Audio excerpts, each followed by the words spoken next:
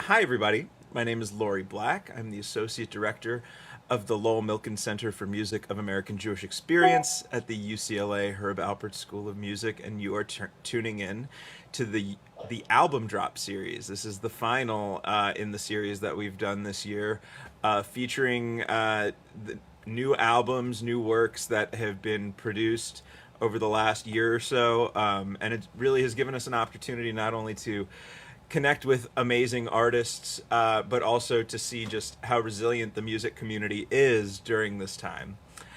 We are thrilled to have you join us for music and conversation with tonight's guest, trumpet player Ben Holmes. To make sure that you know about all of our programming related to the music of the American Jewish Experience, please make sure you are on our email list. You will find the link in the chat or simply Google UCLA Jewish Music. Chances are many of you are probably on our list already, but if you're not or you're not sure, do it anyway. We still have a few programs going on throughout the summer, and one of them is coming up this Tuesday at 5 p.m. It is the next installment of our program featuring Asher Shasho Levy, entitled Jewish Prayer in Many Languages from Sephardic Seattle to Syrian Brooklyn. This part 2 focuses on the music of Shabbat. We will be hearing music from countries of the Middle East, North Africa, former Ottoman lands, and anyone that tuned into the last one saw that it is a really, really interesting program, and we hope you will be there. So now on to tonight's program. Trumpeter, composer, and educator Ben Holmes lives and works in Brooklyn, New York. His current projects as a leader and co-leader include Naked Lore, a trio with percussionist Shane Shanahan and guitarist Brad Shepik, and the Ben Holmes-Patrick Farrell duo for trumpet and accordion. He has recorded 2 albums as a leader, 2012's Ben Holmes Trio and 2015 Anvil of Lord, as well as the albums that we're going to be talking about today.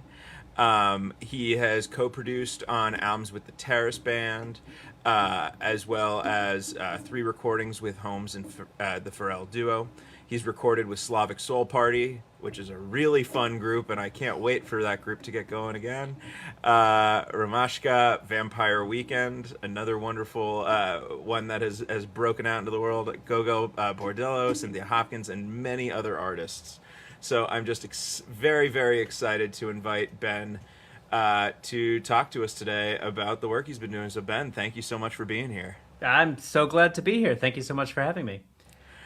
So we're going to be doing lots of talking tonight, so we figured we would start with some music. So tell us what we're about to hear.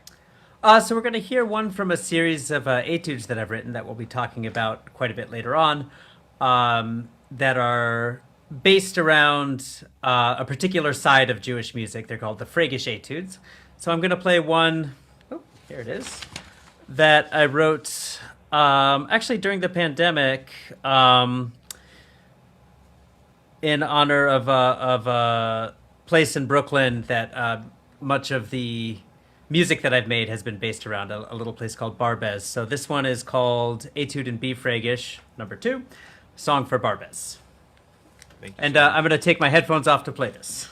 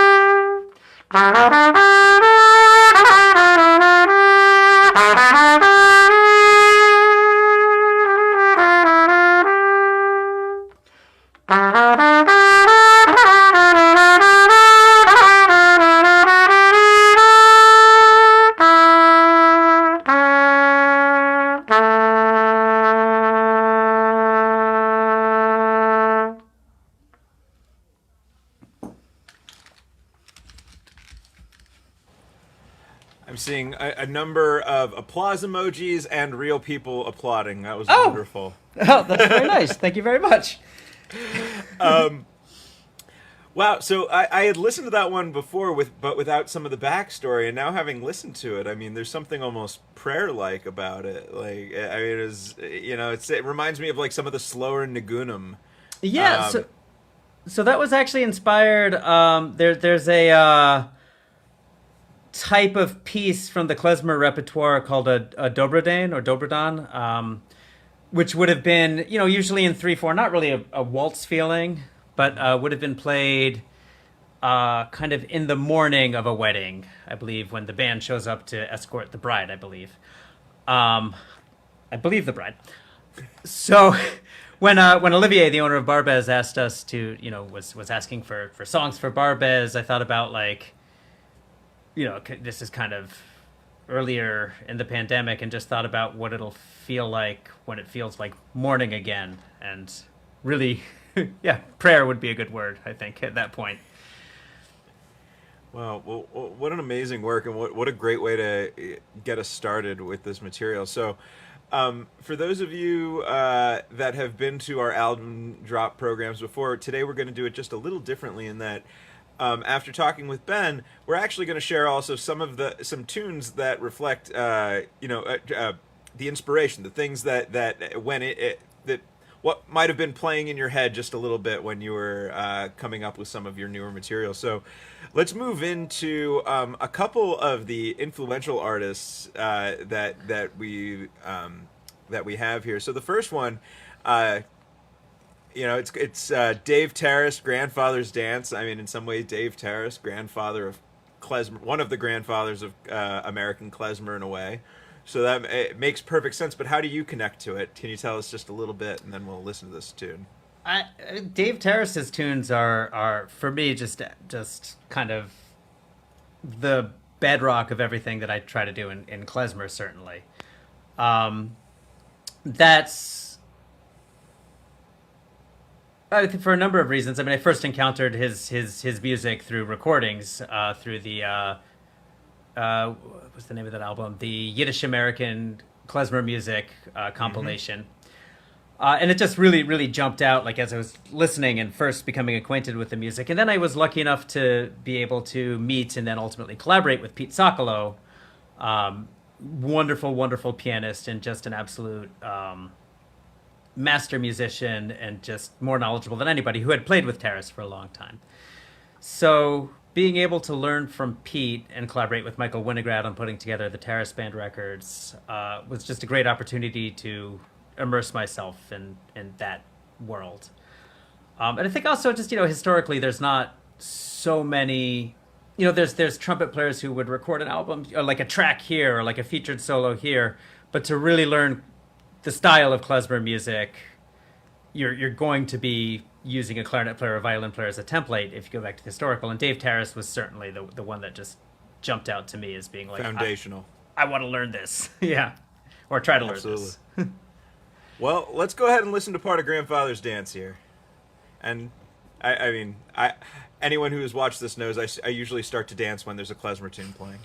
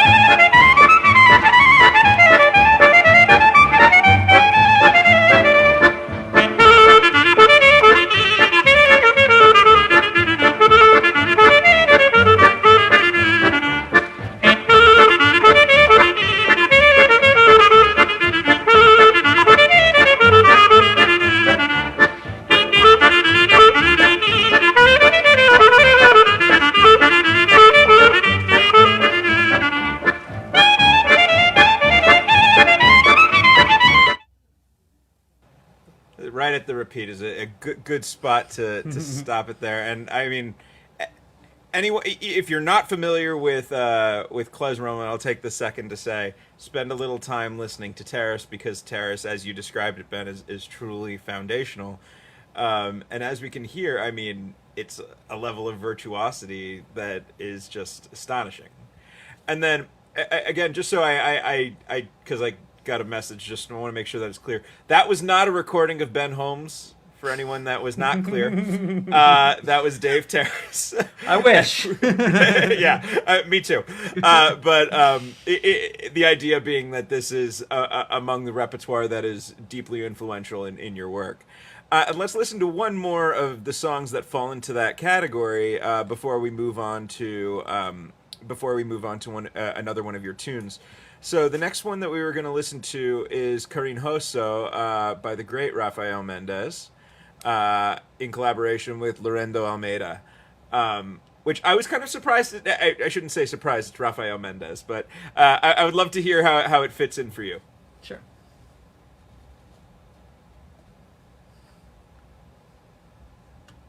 So we're going to listen to it first, and then we'll go ahead and talk about it. Okay, sounds good.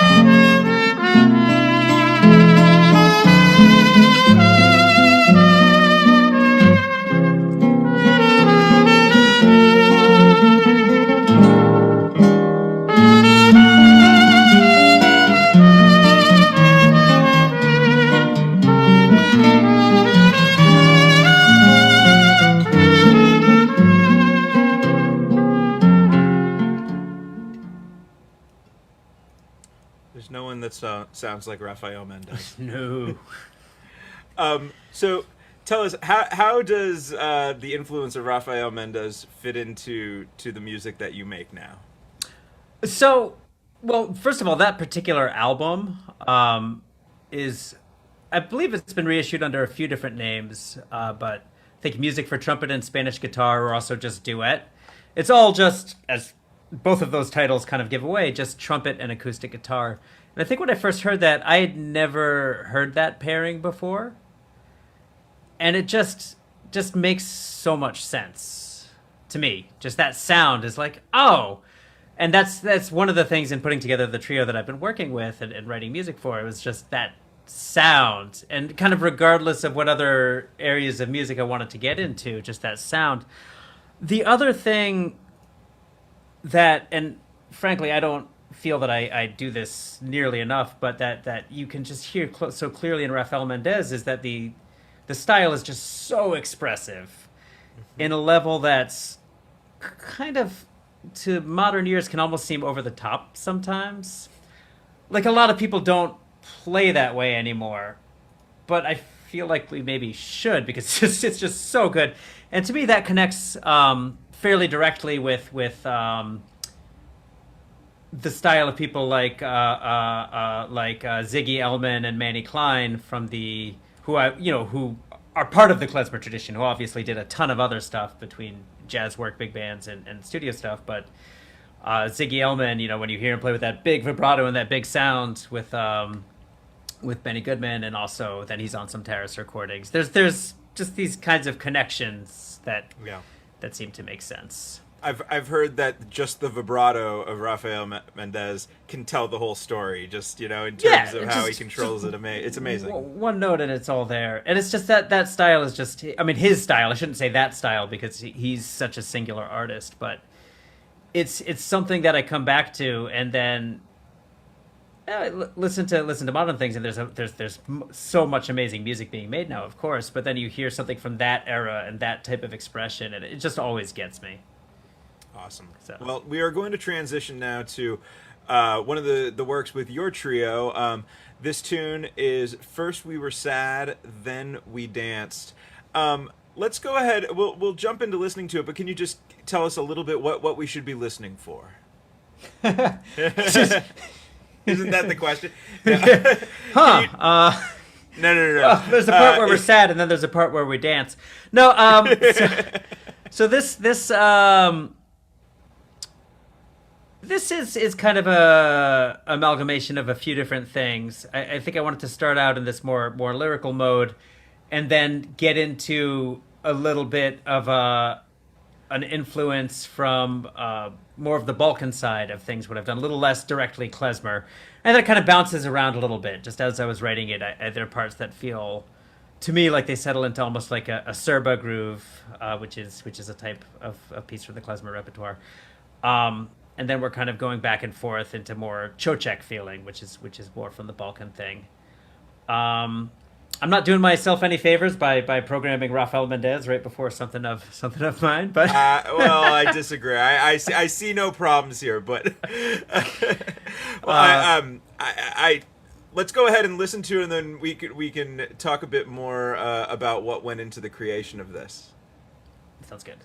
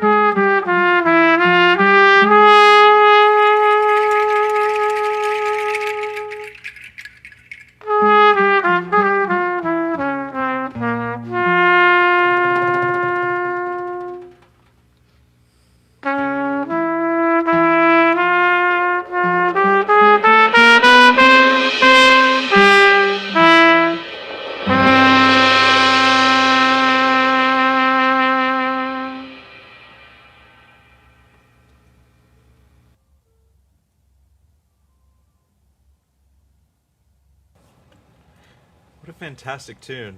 Oh, thanks so much.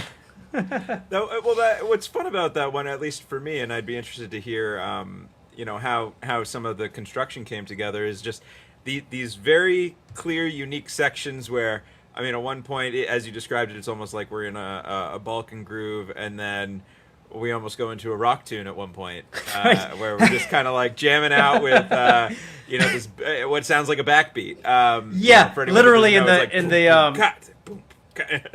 in the music for that, the notes for Shane and Brad is Meathead Rock, all in capitals, italicized, and underlined. So they nailed it. I'm glad it comes across.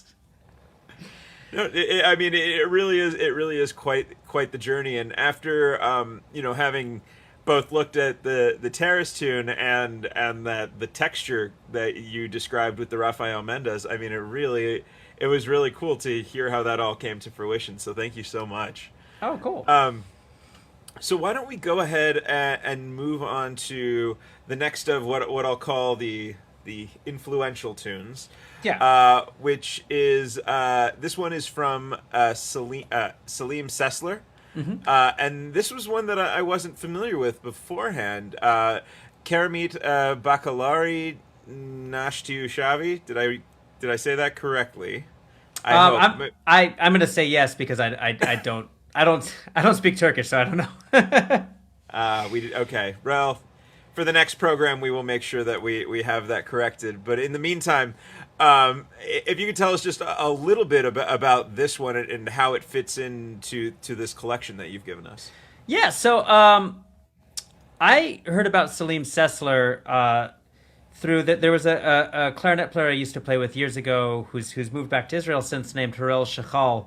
Really tremendous musician, and I think a lot of us in New York who are kind of in this end of things played with him, and he's just a very, very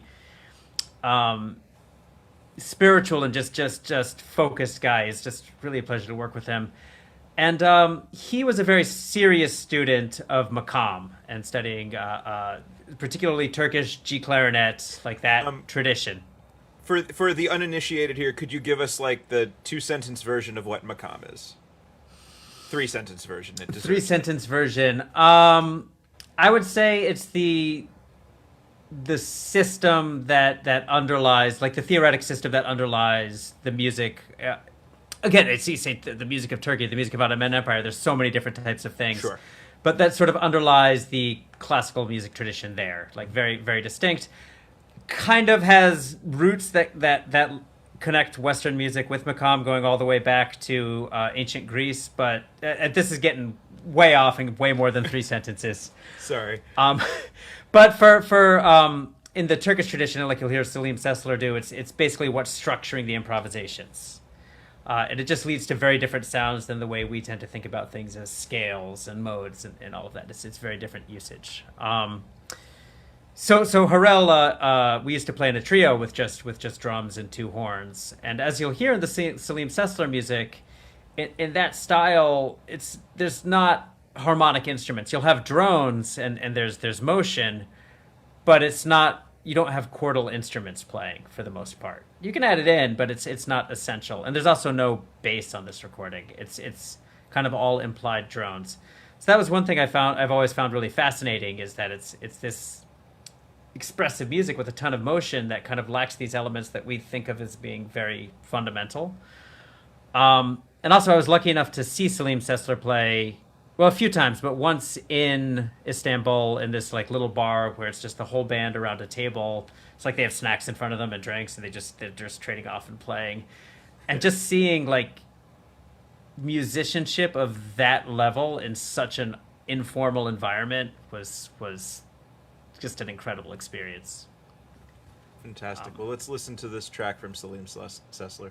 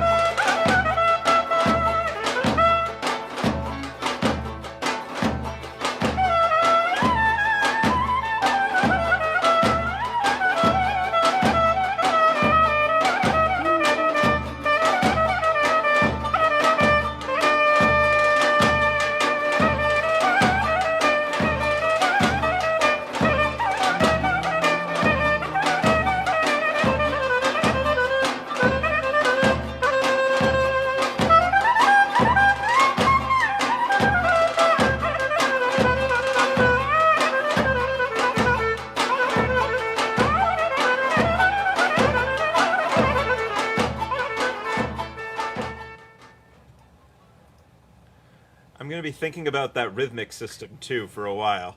Yeah. That's a tricky one. Oh, that's very, very cool. Thank you for sharing that with all of us. This is what a wonderful way to get to know your music through all the things that went into it. This is wonderful. So now we're going to go ahead and jump into another one of your tracks. And he says, as he is loading it, takes a second. This next one that we're going to be listening to is $43, A Smile and Bupkis. That was of the ones that we were listening to. That is by far my favorite title. Incredibly descriptive. So why don't we go ahead and listen to this one, and then we can talk about it after.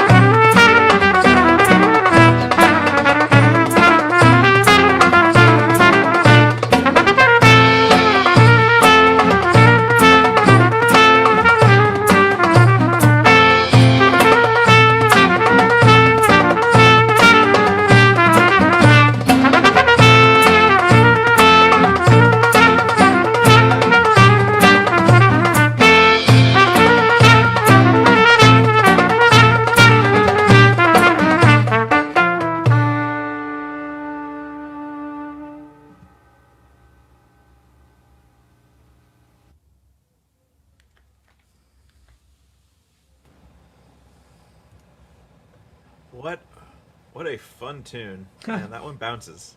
Yeah. So this is at least for my own gratification. I have to know about the title.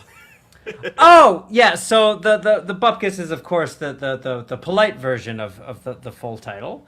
Of course. Of course. And that actually, so I don't really, with few exceptions, I don't really write songs about things. Like I usually have just like a little melody or like a feeling that I'm going for.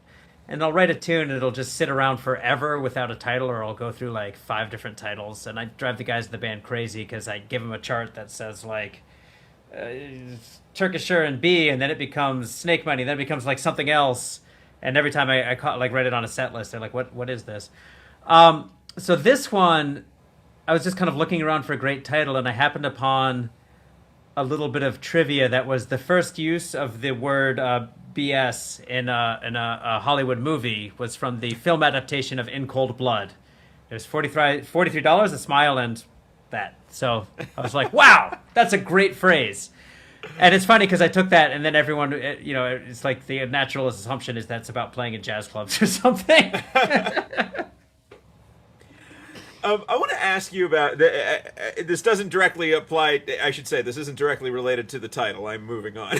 Yeah. But my colleague reminds me of a quote that I saw when I was reading about this album, and I really think it gets to the crux of how you make music, and I'd love for you to just talk a little bit about it. And that is the quote: "Naked Lore is to be the soundtrack of Jewish folk history, from the ancient to the contemporary, to a future yet to be conceived, from the Middle East to the shtetl to the Diaspora."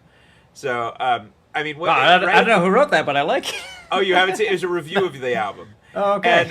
And what I think nice is wonderful, it gets to the crux of the idea that your music sits at this intersection between innovation and tradition, in a really interesting way, and that's I know that anyone in our position, you could probably talk for days on that, but if you wouldn't mind just talking a little bit about how the two interact in the way you make music.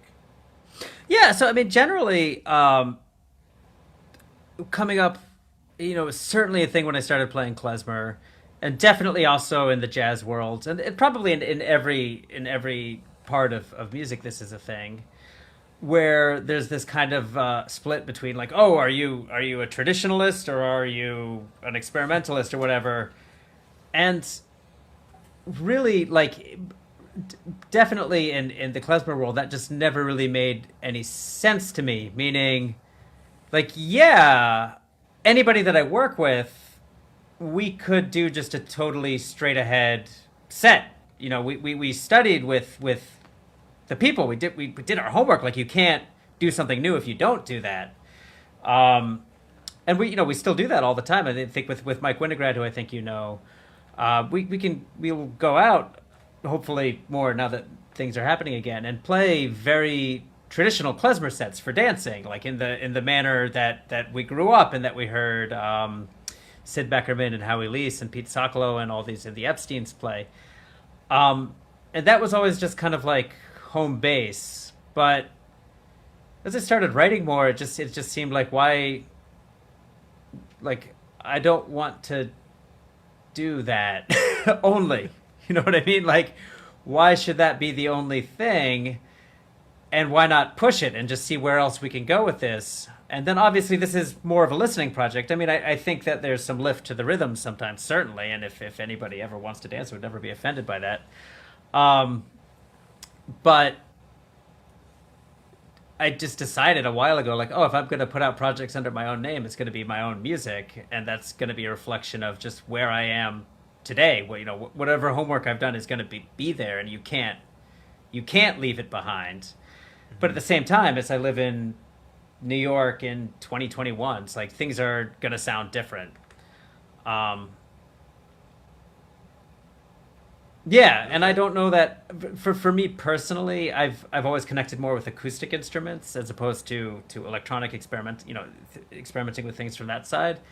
And I think that also helps it feel a little more rooted to the older style. Like, I always thought of this as being kind of campfire music, but Um, maybe hasn't happened yet, but I guess it depends on the campfire. yeah, I actually have to memorize all my own tunes if that's going to work. Because I won't have good writing, but like that's kind of the concept, and I think that was what seeing Salim Sessler, obviously a very different tradition, but seeing something like that where it's just everyone sitting around a table making music, and you're like, all right, that's something that we've always done, and there's Jewish music going back thousands of years, and obviously klezmer is a more recent part of that, but that's kind of where my connection, into the instrumental side of things came. That yeah, you could do anything with it, and part of that is also just listening to growing up listening to the Art Ensemble of Chicago and what their concept was. Sure. I'm certainly not the first person doing Jewish music to pick up on that thread. I think John Zorn has talked about that, and Frank London, I'm sure, and other folks, like sort of ain't that ancient to modern approach. But yeah, I don't know if that answers your question. Well, I don't think it's a question that could ever be fully answered. It's more a philosophical discussion, we'll say. Right. But absolutely, I we're just appreciate hearing the way you come at the music. The next track, so we're going to listen again to another one of these particularly influential works. This one from Three Fantasies for Brass by Alan Havanis. A really fantastic work and of a truly cutting-edge composer. Can I ask you ahead of time, what should we be listening for in this? So, Alan Havanis, I think I don't know a ton about his music, but everything that I've heard has really drawn me in. And something he was doing, I believe in the 1930s, was taking the modes of Armenian music, which was part of his background, and finding ways of taking those modes and bringing them into the Western classical tradition. So the harmony moves, I think, in this really beautiful way in this piece that kind of from the analysis of conventional major and minor really doesn't make sense.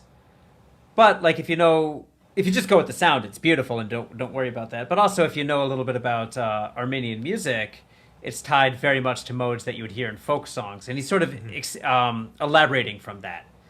So taking things where, like we were saying before about the Salim Sessler, that you wouldn't have the chords stated, he's building a chordal system on these modes, which wonderful. I just think is so interesting. I know that's a very dry and technical answer, but I just think it's so interesting, and it sounds so beautiful. Well, let's hear it.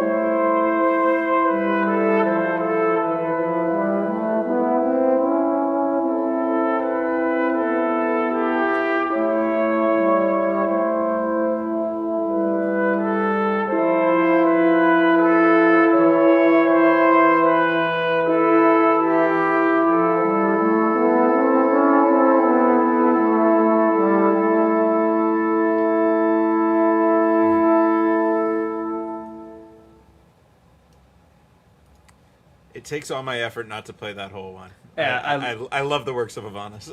he's amazing. Yeah. So from that, we are going to move into another of your tunes. This one, Two O Nos. Sorry, I should give it. It's Two O Nos, no. Almost. Okay. It's two O Nos and an O no. There it is. Two O Nos and an O no. So let's jump right into this one, and then we could talk just a bit about it at the end. I should say with this one, we do not have video. We'll be listening to the audio for it.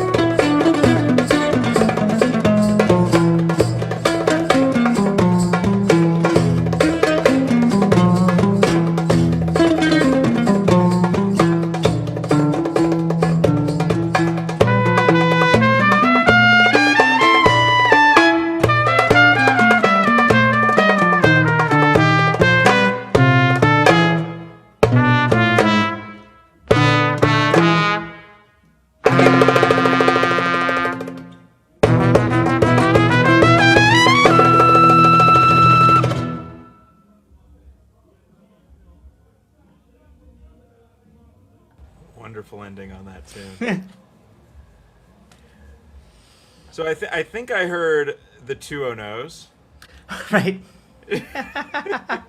So I should probably explain where that one comes from. Again, this was a tune that I wrote and I had no title for a while.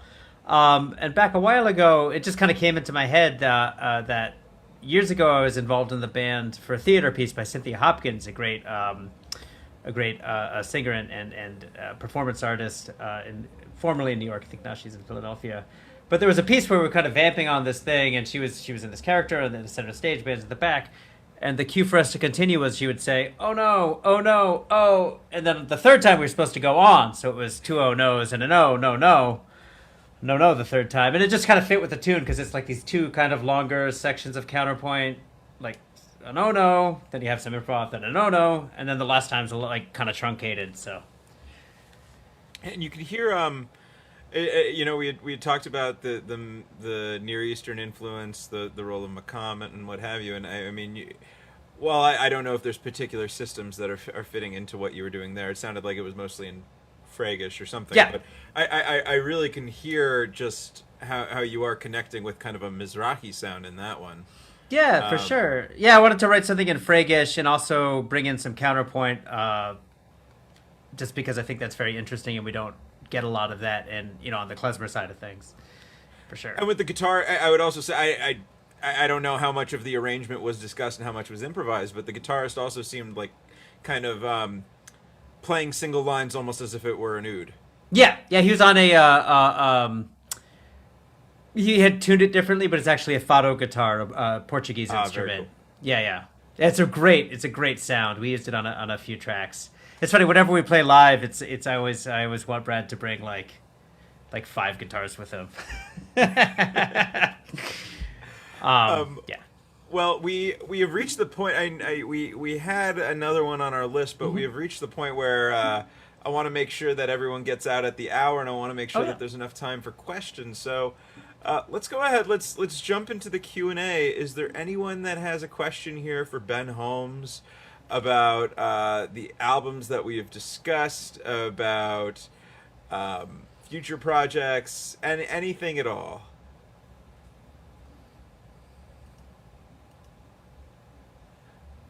Hello? Hi, yeah, Michael Schutz? Schutz, yeah. Schutz. I don't know if you know, Ben, that the cajon, the wooden box drum, actually was from Peru centuries ago. And when a great Spanish flamenco guitarist, I can't think of his name right now, went there, I think, in 1989. He fell in love with it, brought it back to Spain, and obviously many, many people now play that instrument, which I thought was a traditional gypsy instrument, but it's not. That's so interesting. Thanks for sharing that. I can't think of his name. A very famous. God, you probably know it. He's a famous Spanish flamenco guitarist. Andres Segovia? No, younger than him. Doesn't matter. But he's the guy that went, I think, in '89 or '81, and fell in love with this ancient Peruvian native instrument and brought it back to Spain, and boy, everybody loves it. Yeah, it's such a great sound, and I think drummers like it too because they don't have to bring a separate chair. They can. I was going to say I like it because it's lighter than a drum set. Feel a vibration through their bottom. Yeah. Thank you so much, Michael. Tremendous, and thank you, Larry. The other music was just fantastic. Was that first Turkish piece basically belly dance music? It sounded very much like belly dance music. There's some similar sounds, but I don't know what it was intended for. I don't know if it was intended for that purpose or for more general dancing, like social, like circle dancing. Thank you. You can easily find online the music of Salim Sessler. It's worth exploring. Are there any other questions? How do you spell that name, please? Yes. Salim, Selim. Sessler, Sesler. 2 S's, Sess, I believe. Oh. Thank you. Unless I'm wrong about that. In the recording, there could be multiple spellings of it. That's the thing. I think Google would solve that. Yeah. I would love to know, Ben, how can we find this music? How can we listen to the whole album uninterrupted by our voices? There's a few ways. So you can actually order a CD. That's one old school way of doing it. There's there's a link to that through my website, ben-holmes.com, and also through the record label Chant Records. We're also on, I think, pretty much every streaming platform that anyone is likely to use. So Spotify, Apple Music, all of that kind of stuff. And these videos can be found on the website and on YouTube as well, right? Yes. Website is kind of got everything organized there. And then you had mentioned that Barbès is starting to open up. Can we look for any live performances of yours or live stream performances? Yes, actually, in fact, there's so they're live streaming everything, and it stays up on the website. So if you go to the Barbès website, it should have a link to their YouTube. I can look Barbès that up is now. spelled Barbes for anyone interested. Yes, Barbès Brooklyn is the website.com. So Naked Lore played there on May 28th, and the entire set is up there to watch, including 45 minutes of us in the middle standing around kind of doing jazz club hang. But we play about an hour 15, and then there's another, and since it's not live stream, you can skip straight to the rest of the music. Well, Ben, thank you so much for joining us this evening. It has been a pleasure for all of us. So with that, I would like everyone to offer a big thank you, Ben, for your music, for your time, for teaching us about what went into it. And as always, please do stay. Please, everyone, keep in touch with what we are doing at the Lowell Milken Center. We are doing some really wonderful programming, and we want you all to be there for it. So please join our mailing list. And Ben, do you have a mailing list or anything that I should make sure you get to mention? Any means of communication? Yes, actually, if you go to my website and drop me a note, I'll put you on my mailing list. And I don't send out stuff very often, so you won't get spammed too much. Perfect. Well, with that, everybody, thank you so much and have a wonderful, wonderful evening. Take care.